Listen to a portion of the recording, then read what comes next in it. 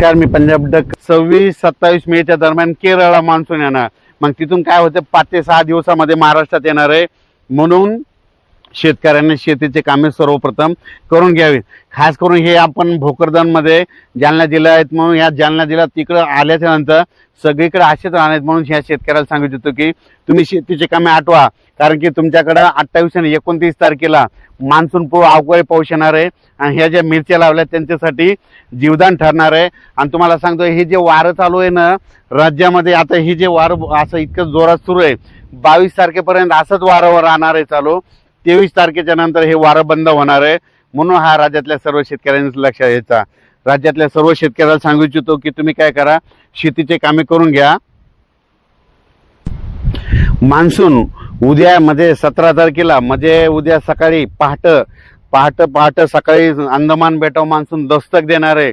मग अंदमान बेटाव मान्सून दस्तक दिल्याच्या नंतर कंप्लीट 10 दिवसाला तो केरळला येतो. मग केरळला आल्याच्या नंतर 5 ते 7 दिवसामध्ये त्याला महाराष्ट्रामध्ये यायला लागतं. केरळला जर 3 दिवस सारखा पाऊस पडला तर तिथं मान्सून आला जाहीर केलं जातं. म्हणून तुम्हाला एक सांगू इच्छितो की शेतकऱ्याला सांगू इच्छितो की तुम्ही काय करा, शेतीचे कामे अगोदर आटपून घ्या. कारण की राज्यात उद्याच्याला म्हणजे 17 मेला मान्सून अंदमान बेटात दस्तक देणार आहे.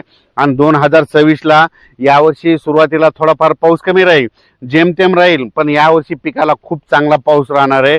ज्या वर्षी सुरुवातीला पाऊस कमी पडतो ना त्या वर्षी मात्र परतीचा पाऊस खूप पडतो. म्हणून ही सर्वप्रथम शेतकऱ्यांनी अंदाज लक्षात घ्यायचा.